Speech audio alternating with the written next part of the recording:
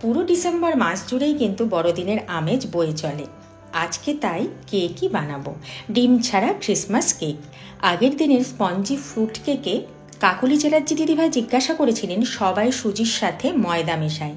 দিদিভাই শুধু সুজি আর দই দিয়ে বানাবে, সব কেক ফেল। আর আমার মাকে জন্মদিনের শুভেচ্ছা জানানোর জন্য তোমার প্রতি রইল আমার অনেক ভালোবাসা। নমস্কার বন্ধুরা, আমি মৌসুমি মৌসাম ক্রিয়েটিভিটি চ্যানেলে সবাইকে স্বাগত জানাই। শুরু করি আজকের ক্রিসমাস কেক। এই কেকটায় যাবে প্রচুর পরিমাণে ড্রাই ফ্রুটস, তাই ড্রাই ফ্রুটগুলো অরেঞ্জ জুসে ভিজিয়ে রাখবো, তাতে করে ড্রাই ফ্রুট ময়েস্ট থাকবে।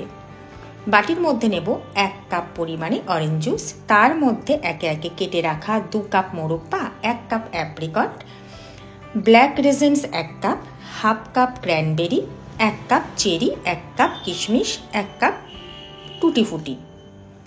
সব অরেঞ্জ জুসের মধ্যে খুব ভালো করে একটা চামচ দিয়ে মিশিয়ে নেব। কেক রান্না করার সময় কিছুই পড়ে না, যা পড়ে সবই কেক রান্না করার আগে। সব কিছু মিশিয়ে মেখে টেকে বসিয়ে দেওয়া। আচ্ছা, এদিকে আমি খুব ভালো করে চামচ দিয়ে মেখে 20 মিনিটের জন্য রাখবো।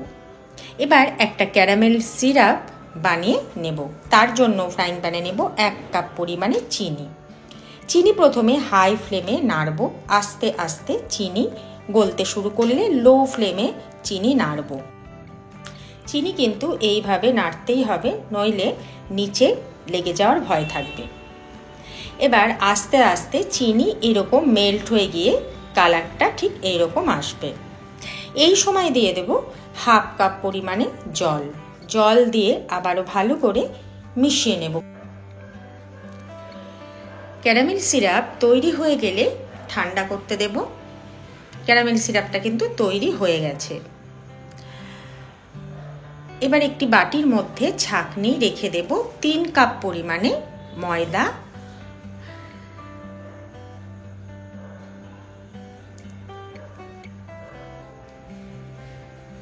4 টেবিল চামচ কর্নফ্লাওয়ার,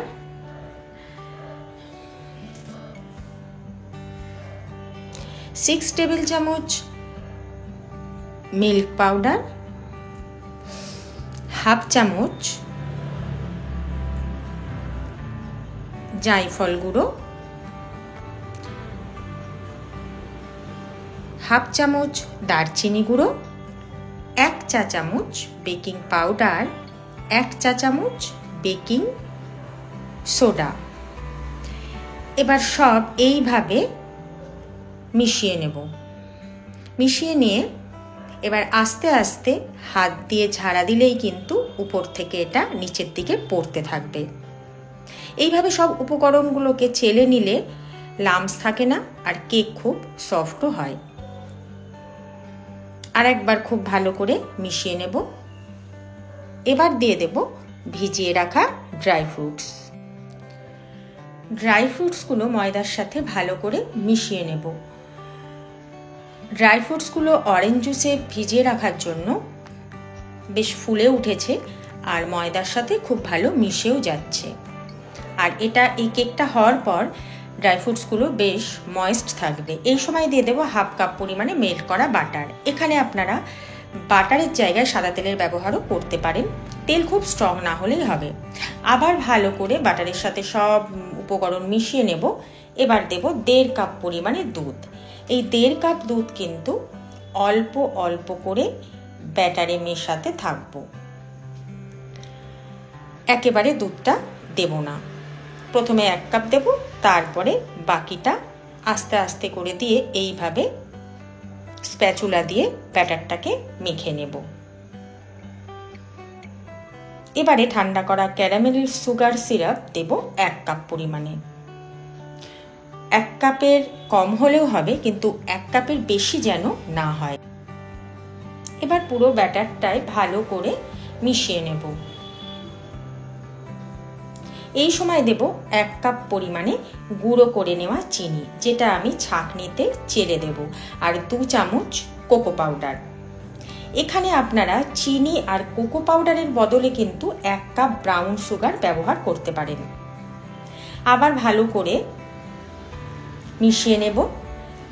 ব্যাটার একটু টাইট হয়েছিল, তাই সামান্য দুধ মিশিয়ে নিয়ে আবারও ভালো করে ব্যাটারটা একটু মেখে নিলাম। ব্যাটারের ঘনত্বটা কিন্তু একটু দেখে নিতে হবে, খুব পাতলাও হবে না আবার খুব বেশি গাঢ়ও হবে না। এই সময় দিয়ে দেব 2 teaspoon vanilla essence, 1 table spoon vinegar. আরও একবার সব ভালো করে মিশিয়ে নেব। যে কোনো কেকেরই কিন্তু মেজারমেন্টটা খুব ভাইটাল। সব মেজারমেন্ট যদি ঠিকঠাক থাকে তাহলে কেকও কিন্তু খুবই সুন্দর হয়। কেকের ব্যাটার রেডি হয়ে গেছে। এবার কেকের বাটিতে অয়েল ব্রাশ করে নেব। উপরে দেব ব্যাটার পেপার। ব্যাটার পেপারের চারিপাশগুলোতে হালকা করে কাট লাগিয়ে দেবেন, সুন্দর বাটিতে বসে যাবে। ব্যাটার পেপারের উপরেও অয়েল ব্রাশ করে নেব। এবার আস্তে আস্তে কেকের ব্যাটারটা বাটির মধ্যে এইভাবে হাতা দিয়ে দেব, কারণ ব্যাটারটা খুব ঘন হয়েছে আর অনেক ড্রাই ফ্রুটস পড়েছে, সেই জন্য এইভাবে হাতা দিয়ে দেওয়াটাই ভালো। কেকের বাটিটা এইভাবে একটু ঝাঁকিয়ে দেব চারিদিক দিয়ে, তাহলে উপরের লাম্পসগুলো বসে যাবে। এইভাবে উপর থেকে সুন্দর করে কাজু একটা একটা করে সাজিয়ে দেব। আপনারা আপনাদের মনের মতন করে ক্রিসমাস কেক সাজাবেন। উপরে ছড়িয়ে দেব আমন্ড কুচি আর কটা চেরি, সুন্দরভাবে এইভাবে সাজিয়ে দেব। কত সুন্দর লাগছে ক্রিসমাস কেক। 10 মিনিট আগেই আমি প্রিহিটে বসিয়েছিলাম লবণ দিয়ে কড়াইয়ের মধ্যে। এবার বেকে বসিয়ে দেব 50 মিনিটের জন্য। 50 মিনিট পর ঢাকা তুলে একবার দেখে নেব বেকটা ঠিকঠাক হয়েছে নাকি, তাই একটা টুথপিক দিয়ে দেব। টুথপিকটা ভেতরে দিয়ে দিলেই কিন্তু যদি গায়ে কোনো ব্যাটার লেগে না থাকে তার মানে কেকটা রেডি। এবার কেকটা আমি নামিয়ে নেব, রেখে দেব 1 ঘন্টার জন্য। 1 ঘন্টার আগে কিন্তু একদমই হাত দেওয়া যাবে না। 1 ঘন্টা পর এবার কেকটাকে বাটি থেকে বার করে প্লেটের মধ্যে ঢেলে নেব।